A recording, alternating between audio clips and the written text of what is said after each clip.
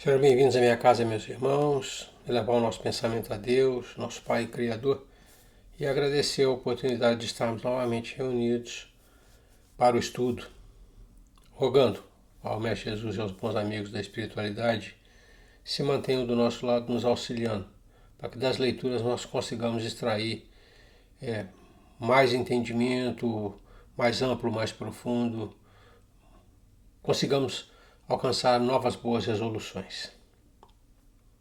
Que a paz do Mestre Jesus inunde os corações dos nossos irmãos e a luz do Mestre se derrame sobre o nosso ambiente de trabalho. Que assim seja. Nós iniciamos hoje o estudo da parte primeira do Livro dos Espíritos, das causas primárias. É uma parte que foi estruturada em 4 capítulos. Capítulo 1 de Deus, capítulo 2 dos elementos gerais do universo, capítulo 3 da criação e o capítulo 4 do princípio vital. Aqui cabe algumas considerações, porque os irmãos vão notar que as respostas do nosso orientador são curtas, objetivas, lacônicas até. E isso se deve basicamente à natureza do tema, dos temas, né? Então, nós vamos tratar aqui de coisas que são subjetivas, de compreensão íntima, né? Vamos tratar de coisas que são abstratas, que não são palpáveis, que são genéricas, né? E vamos estudar de uma maneira, né, que não permite a abstração, não permite que a gente consiga extrair um determinado objeto de estudo do conjunto. A gente tem que analisar pelo conjunto. Para assimilar os conceitos, nós não podemos isolar o objeto de estudo. A gente tem que observar o conjunto todo. Aqui também cabe uma lembrança, né? Aqui, nessa primeira parte, o pensamento é fundamental. Vamos lembrar a questão de número 833, quando Kardec pergunta ao nosso orientador se haveria no homem alguma coisa que escapasse a todo constrangimento e lhe permitisse uma liberdade absoluta. E o nosso orientador responde assim, olha, no pensamento goza o homem de liberdade absoluta. Então é no campo do pensamento que a gente vai conseguir entender os conceitos, alcançar de alguma maneira o entendimento dos conceitos, né? Não serão definições objetivas, não serão definições diretas que nos permitam constatação pelos sentidos. Nem todas, né, são possíveis desse entendimento. Então, toda essa consideração, né, que a gente está fazendo é por conta da própria natureza do tema. Não à toa, né, esta parte foi a última que Kardec desdobrou em uma obra. Esta parte ela é a base, vamos dizer assim, da última obra do Pentateuco, que é a Gênese. Muito bem. Então nós vamos iniciar o capítulo 1, né? 16 questões de Deus, seguintes temas: Deus e o infinito, provas da existência de Deus, atributos da divindade e, por fim, panteísmo. Deus e o infinito. Pergunta Kardec: que é Deus? Nosso orientador responde assim: Deus é a inteligência suprema, causa primária de todas as coisas. Deus é a inteligência suprema, causa primária de todas as coisas. É, vamos dizer assim, a fonte de tudo. Quando ele fala causa primária, ele está falando de uma causa que é a origem, que é única. Né? Inteligência suprema. Questão número 2. Que se deve entender por infinito? E o orientador responde assim: o que não tem começo nem fim. o desconhecido. Tudo o que é desconhecido é infinito. Terceira questão, ele pergunta, e aí conjugando as duas, a primeira e a segunda. Poder-se-ia dizer que Deus é o infinito? E aí o orientador responde assim: definição incompleta. Pobreza da linguagem humana, insuficiente para definir o que está acima da linguagem dos homens. E uma nota, diz assim: Deus é infinito em suas perfeições, mas o infinito é uma abstração. Dizer que Deus é o infinito é tomar o atributo de uma coisa pela coisa mesma. É definir uma coisa que não está conhecida por outra, que não o está mais do que a primeira. Então, seria uma redundância, né? Pegar duas coisas que a gente não consegue definir, Deus e o infinito, e tentar conjugá-las, é o que ele diz. É uma coisa, é um raciocínio que não fecha. Ele resolve a questão pela primeira citação. Ele diz assim: definição incompleta. É impossível admitir essa colocação. Deus é o infinito. Vai muito além disso, é o que ele quer dizer. Né? Vocês não têm capacidade ainda para alcançar a definição. Segundo tema, provas da existência de Deus. Questão de número 4. Pergunta Kardec: onde se pode encontrar a prova da existência de Deus? Ele responde: num axioma. Axioma é um fundamento, né, que a gente usa para uma determinada demonstração. Esse fundamento em si mesmo não é demonstrável.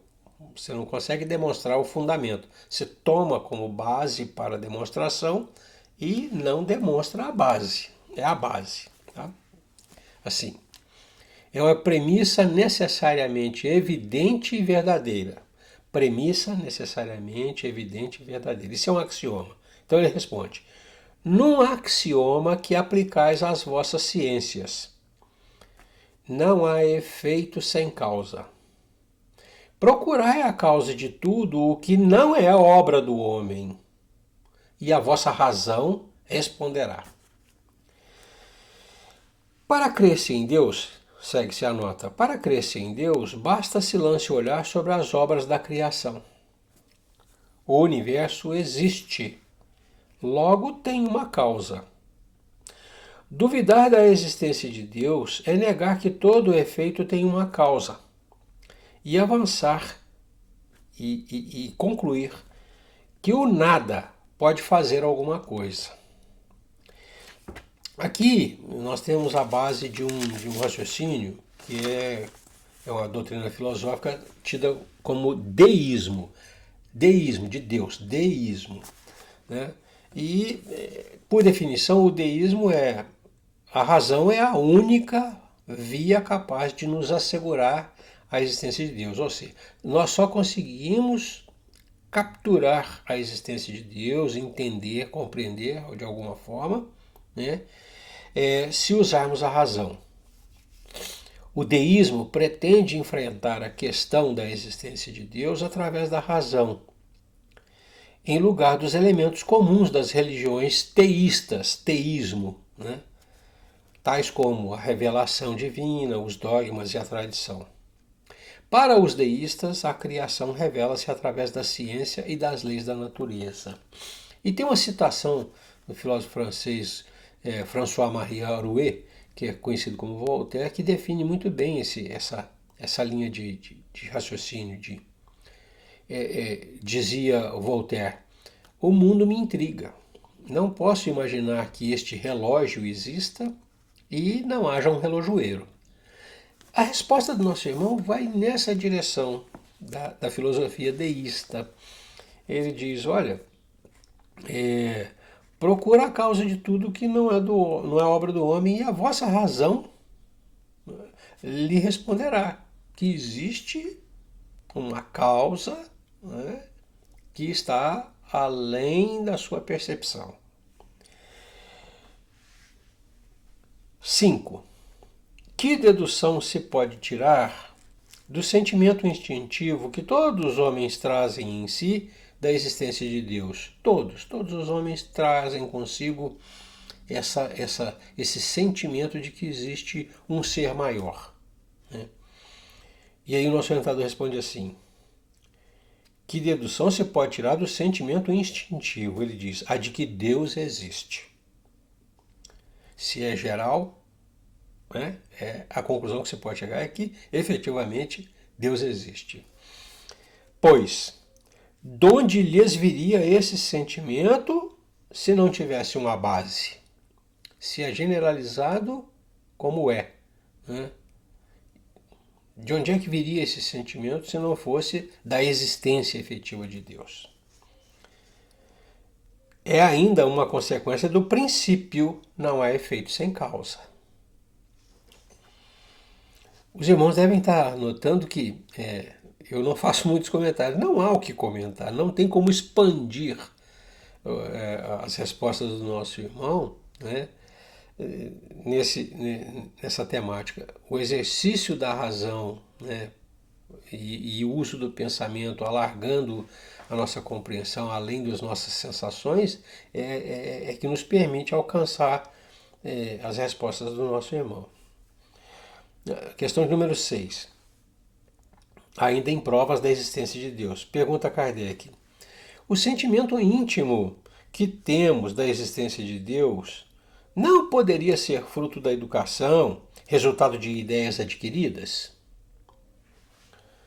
E aí o nosso orientador responde assim: se assim fosse, por que existiria nos vossos selvagens esse sentimento? Se até as pessoas incultas, que nós temos nós chamamos de índios, né, os nossos aborígenes, os nossos povos primitivos, como originários, né, como se diz hoje, até eles têm a consciência da existência de um ser supremo, né? Então não foi a educação que deu a eles esse sentimento, né?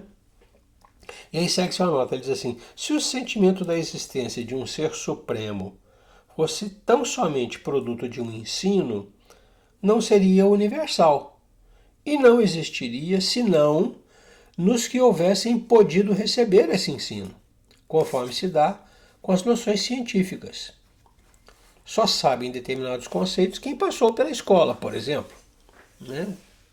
As definições da física, da química, da biologia, né? Só quem as estudou num programa curricular que lhes permitisse alcançar esse conhecimento. Mas o conhecimento de Deus, o sentimento da existência de Deus, ele é praticamente, eu usaria o termo, instintivo e generalizado. Então é isso que ele diz. Não foram as escolas que proporcionaram este conhecimento, né? Questão número 7. O Kardec pergunta: poder-se-ia achar nas propriedades íntimas da matéria a causa primária da formação das coisas? Seria a matéria dotada, de outra forma ele diz isso, né? Seria ela dotada de alguma propriedade, ele chama de propriedade íntima, que permitisse a ela, né, formar primariamente todas as coisas, ela, por iniciativa dela, a matéria? E aí o orientador responde assim: mas então qual seria a causa dessas propriedades? É indispensável sempre uma causa primária. E tem uma notinha, um comentário. Atribuir a formação primária das coisas às propriedades íntimas da matéria seria tomar o efeito pela causa, as propriedades como sendo a causa da existência da matéria. Porquanto essas propriedades são também elas um efeito que há de ter uma causa. Eu me lembrei de uma historinha, vamos dizer assim, que exemplifica bem. A historinha diz assim: o homem, alcançando o cume do conhecimento, dirigiu-se a Deus e disse: olha, eu já tenho a capacidade de fazer o homem. Assim como o Senhor fez, eu também tenho capacidade de fazer o homem, né? E aí Deus falou: mas que coisa interessante, tal. Você poderia... então eu vou tomar aqui essa lama e vou produzir o homem. Aí Deus: não. Primeiro você tem que fazer a lama, né? Primeiro você tem que produzir a lama. Então é nessa direção que o nosso orientador coloca. Se a matéria pudesse, por iniciativa própria, se agrupar e providenciar que houvessem outras matérias, né? Quem teria dado a ela essa capacidade? Quem teria providenciado que ela tivesse essas propriedades, né? Então é mais ou menos a historinha que eu contei, né? Tem que ter uma causa primária, tem que ter alguém que articulou e coordenou tudo, né? 8. Que se deve pensar da opinião dos que atribuem a formação primária a uma combinação fortuita da matéria ou, por outra, ao acaso, né? Existe uma teoria que chama-se Big Bang, que diz que o universo saiu de uma grande explosão. Caberia perguntar, e por que aconteceu essa explosão? Qual foi a causa dessa explosão? É nessa mesma linha de raciocínio que o Kardec coloca. Então, seria uma coisa fortuita, obra do acaso, a criação do universo, né? Ou a criação das coisas todas que existem no universo, uma obra do acaso? Aí o orientador responde assim: outro absurdo. Que homem de bom senso pode considerar o acaso um ser inteligente? E demais, o que é o acaso? Nada. O acaso é o nada. Como é que o nada pode produzir alguma coisa? E aí segue-se uma notinha. A harmonia existente no mecanismo do universo patenteia combinações e desígnios determinados, e por isso mesmo revela um poder inteligente. Atribuir a formação primária ao acaso é insensatez, pois que o acaso é cego e não pode produzir os efeitos que a inteligência produz. Um acaso inteligente já não seria acaso. Essa é a ideia que a gente tem que manter, né? Não é uma coisa desconexa, desconectada, desorganizada. É uma coisa extremamente organizada. Tudo que está à nossa volta tem uma organização perfeita, as coisas se interrelacionam. Uma coisa tem efeito sobre a outra. Tudo isso exige um grau de coordenação muito grande. Não pode ser obra do acaso, né? Uma coordenação nesse nível. Então é isso que ele coloca. Essa harmonia que existe no universo exige que nós aceitemos que há um ser pensante, há uma inteligência que organizou tudo isso. Questão número 9. A última questão desse tema, provas da existência de Deus. Ele pergunta assim: em que é que, na causa primária, se revela uma inteligência suprema e superior a todas as inteligências? O que é que, na causa primária, em Deus, se revela uma inteligência suprema e superior a todas as inteligências? E aí o orientador responde assim: tendes um provérbio que diz: pela obra se reconhece o autor. Pois bem, vede a obra e procurai o autor. O orgulho é que gera a incredulidade. O homem orgulhoso nada admite acima de si. Por isso é que ele se denomina a si mesmo de espírito forte. Pobre ser que um sopro de Deus pode abater. E uma nota. Do poder de uma inteligência, se julga pelas suas obras. Não podendo nenhum ser humano criar o que a natureza produz, a causa primária é, consequentemente, uma inteligência superior à humanidade. Quaisquer que sejam os prodígios que a inteligência humana tenha operado, ela própria tem uma causa. E quanto maior for o que opere, tanto maior há de ser a causa primária. Aquela inteligência superior é que é a causa primária de todas as coisas, seja qual for o nome que lhe deem. Vamos pegar uma coisa assim que é grande e que está ao alcance da nossa compreensão. Nós já alcançamos, o nosso estudo nos permite entender, né? Dentro desse universo todo, não vamos falar de universo não, vamos falar de sistema, do nosso sistema solar, né? Nós temos um sistema solar com 8 planetas e uma estrela. 8 planetas que gravitam em torno dessa estrela, o Sol, né? Cada um desses planetas gira numa velocidade em torno do Sol e gira numa velocidade em torno de si mesmos. Esses movimentos, o de rotação em torno do seu próprio eixo e de translação em torno do Sol, é que nosso conhecimento admite, mantém esse sistema equilibrado e coeso, harmônico.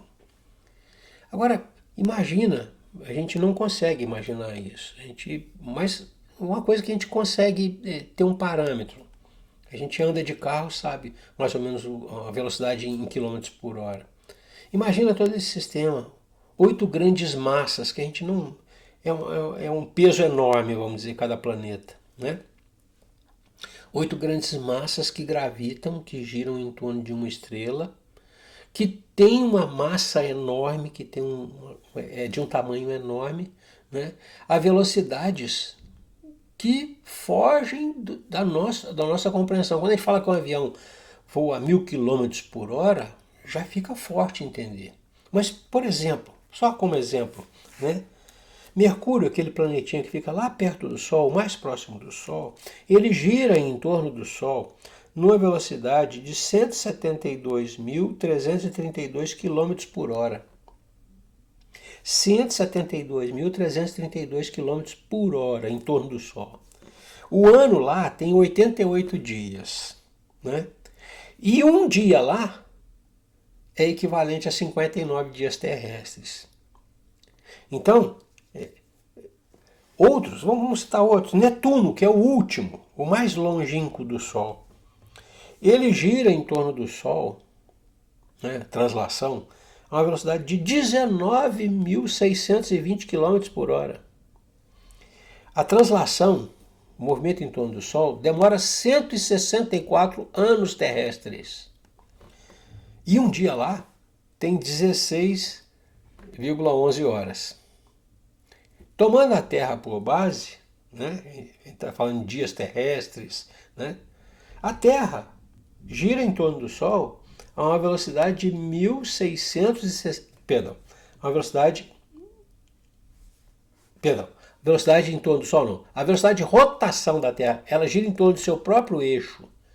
Né? Nós estamos em cima de um globo que gira em torno do seu próprio eixo, como se fosse nós estamos em cima de uma bola que gira, né? Essa velocidade de giro da Terra em torno do seu eixo é de 1.666 km. 1.666 km por hora. A gente nem dá notícia que está girando. Nós estamos girando a 1.666 km por hora. Né? Quem é que organizou tudo isso? Quem é que planejou, que estruturou, que moldou tudo isso? A razão indica, não é, que esse sistema equilibrado, harmônico, que se mantém, nós não sabemos quanto tempo esse sistema está aí funcionando, nós não temos nem ideia disso, né? Que se mantém através de sei lá, quanto tempo, e o tempo é relativo, nós já vimos que o dia aqui é diferente do dia em Mercúrio, do dia em Netuno, né? quem é que fez isso? Essa é a questão que se coloca. Provas da existência de Deus? Vamos usar, então, a máxima de Voltaire. Né? Eu não consigo admitir que exista um relógio e não tenha um relojoeiro. Né? O relógio não faz-se por si mesmo. É essa a ideia que a gente tem que ter. Prova, né? Como se faz em juízo. Está aqui. Não, só a razão permite que a gente colete as provas e entenda as provas e admita as provas. Né? Atributos da divindade, terceiro tema, questão número 10. Pergunta Kardec assim: pode o homem compreender a natureza íntima de Deus? Quando se fala em natureza íntima, a gente está falando de forma, constituição.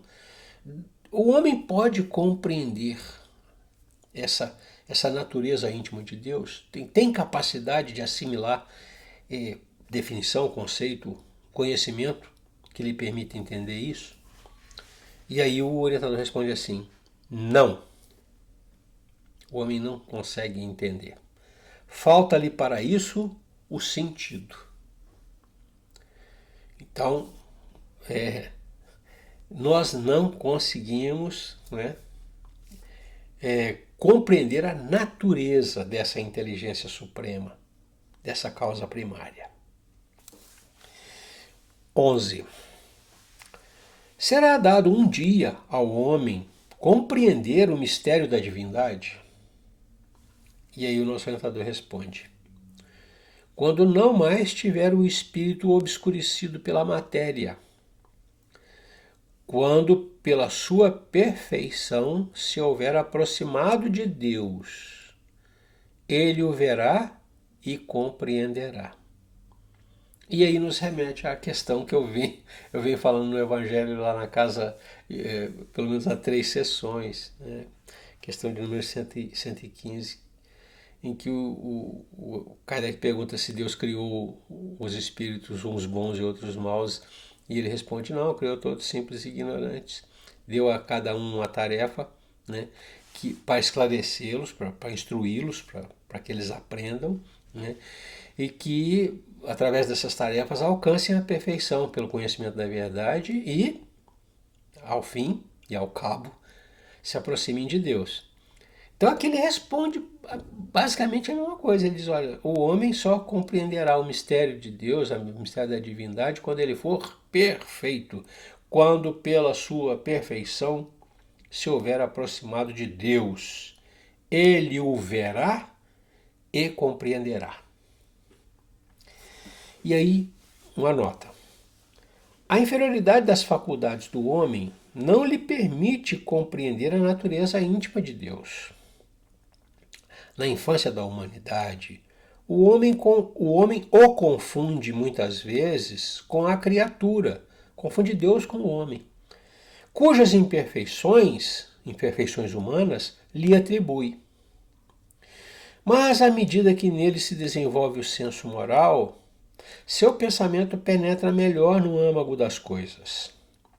Então faz ideia mais justa da divindade, e ainda que sempre incompleta, mas conforme a sã razão.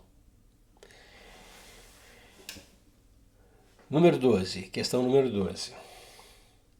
Embora não possamos compreender a natureza íntima de Deus, podemos formar ideia de algumas de suas perfeições? O orientador responde assim: de algumas, sim. O homem as compreende melhor à proporção que se eleva acima da matéria. Entrevê-as pelo pensamento. Então, nós fizemos essa colocação logo de início. É o único campo onde a gente consegue alcançar, compreender de uma maneira muito precária, né, Deus e as suas perfeições. É pelo pensamento, que não tem limite, que pode se expandir, né? que não tem nenhum constrangimento. Né? Então ele diz: olha, de algumas perfeições, sim. Né?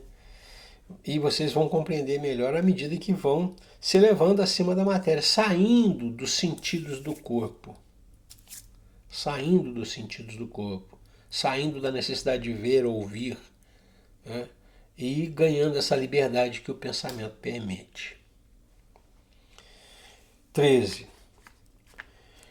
Quando dizemos que Deus é eterno, infinito, imutável, imaterial, único, onipotente, soberanamente justo e bom, temos ideia completa de seus atributos?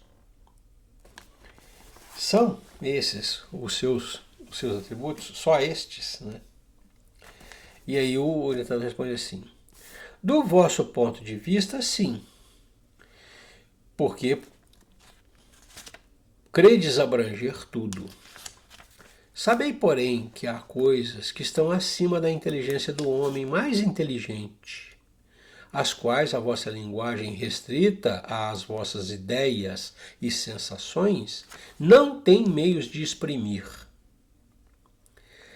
A razão, com efeito, vos diz que Deus deve possuir em grau supremo essas perfeições, porquanto se uma lhe faltasse ou não fosse infinita, já ele não seria superior a tudo, não seria, por conseguinte, Deus. Para estar acima de todas as coisas, Deus tem que se achar isento de qualquer vicissitude e de qualquer das imperfeições que a imaginação possa conceber. E uma nota um pouco mais longa. Deus é eterno. Se tivesse tido princípio, teria saído do nada ou então também teria sido criado por um ser anterior. É assim que, de degrau em degrau, remontamos ao infinito e à eternidade. É imutável. Se tivesse sujeito a mudanças, as leis que regem o universo nenhuma estabilidade teriam. É imaterial. Quer isto dizer que a sua natureza difere de tudo o que chamamos matéria. De outro modo, ele não seria imutável, porque estaria sujeito às transformações da matéria. É único. Se muitos deuses houvesse, não haveria unidade de vistas, nem unidade de poder na ordenação do universo. É onipotente. Ele o é, porque é único. Se não dispusesse de soberano poder, algo haveria mais poderoso, ou tão poderoso quanto ele, que então não teria feito todas as coisas. As que não houvesse feito seriam obra de outro Deus. É soberanamente justo e bom. A sabedoria providencial das leis divinas se revela, assim, nas mais pequeninas coisas como nas maiores. E essa sabedoria não permite se duvide nem da justiça, nem da bondade de Deus. Por fim, panteísmo. O panteísmo é uma doutrina filosófica caracterizada por uma aproximação ou uma identificação, né, entre o Deus e o universo. É tomar um pelo outro. Isso é panteísmo. Né? É como se fosse uma única coisa, uma única realidade integrada. Né? Então isso é panteísmo. O universo é Deus, vamos colocar assim. Né? Ou Deus é o universo. Questão 14. Deus é um ser distinto ou será, como opinam alguns, a resultante de todas as forças, de todas as inteligências do universo reunidas? O orientador responde assim: se fosse assim, Deus não existiria, porquanto seria efeito e não causa. Ele não pode ser ao mesmo tempo uma e outra coisa, efeito e causa. Deus existe. Disso não podeis duvidar, e é o essencial. Crede-me, não vades além. Não vos percais num labirinto de onde não lograríeis sair. Isso não vos tornaria melhores, antes um pouco mais orgulhosos, pois que acreditaríeis saber, quando na realidade nada saberíeis. Deixai consequentemente de lado todos esses sistemas. Tendes bastantes coisas que vos tocam mais de perto, a começar por vós mesmos. Estudai as vossas próprias imperfeições a fim de vos libertardes delas. O que será mais útil do que pretenderdes penetrar no que é impenetrável?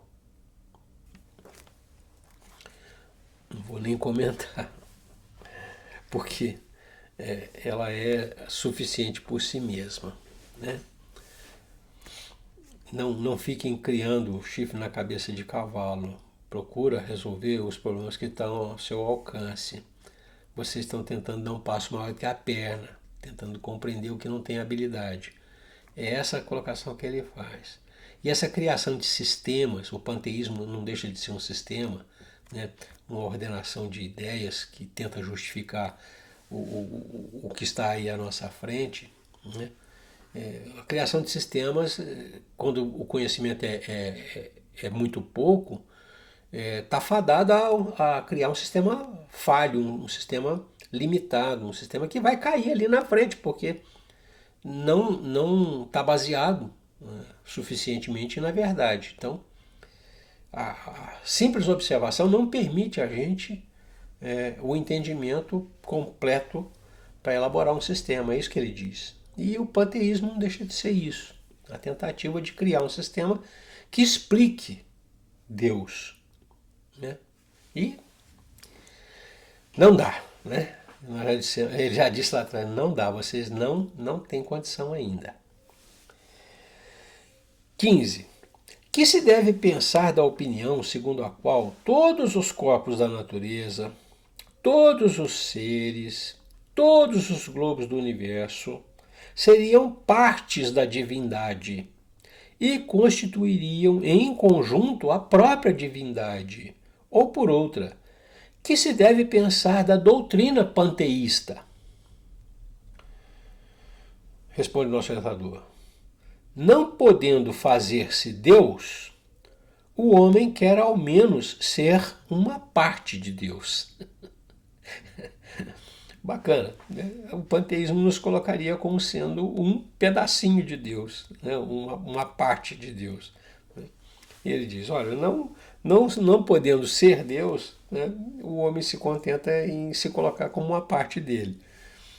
O que também, né, é uma forma de dizer, olha, o sistema está equivocado, né? O sistema não tá certo, não é assim. Nós não somos parte de Deus, nós somos criaturas de Deus. É diferente, né? Nós somos criações de Deus. Né? Questão 16, a última. Kardec pergunta, pretendem os que professam esta doutrina, o panteísmo, achar nela a demonstração de alguns dos atributos de Deus. Sendo infinitos os mundos, Deus é por isso mesmo infinito. Não havendo o vazio ou o nada em parte alguma, Deus está por toda parte. Estando Deus em toda parte, pois que tudo é parte integrante de Deus, ele dá a todos os fenômenos da natureza uma razão de ser inteligente. Que se pode opor a este raciocínio? Parece muito bem construído, logicamente falando, o raciocínio, né?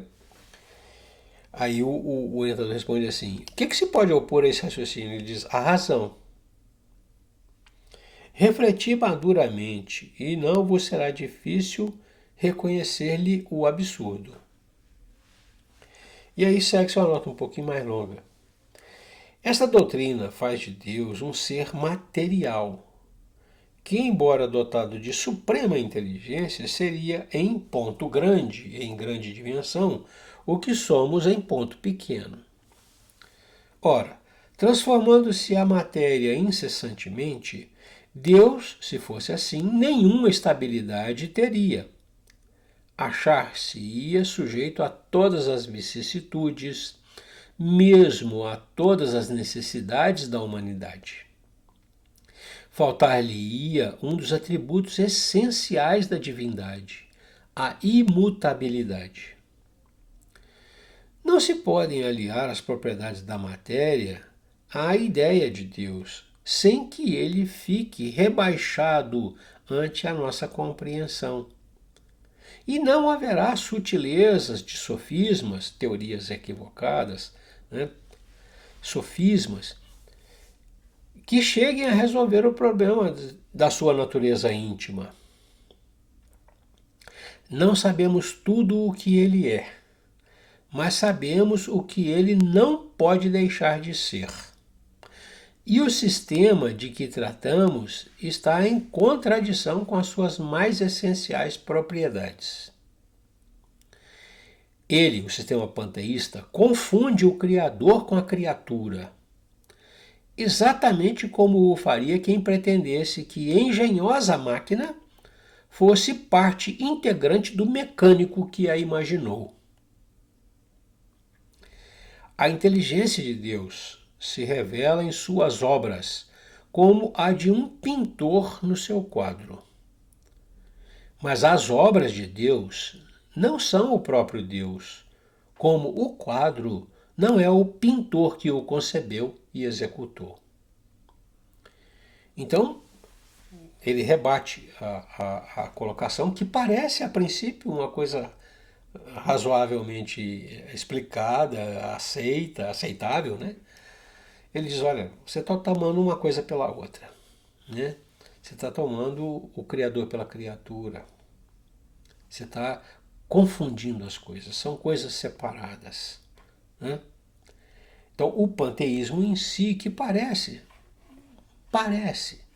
ter alguma razão lógica e até, né, mediante a argumentação bem construída, parecer sustentável nas suas premissas, ele comete um erro básico, né, que é tomar o Criador pela criatura, é confundir as duas coisas, né?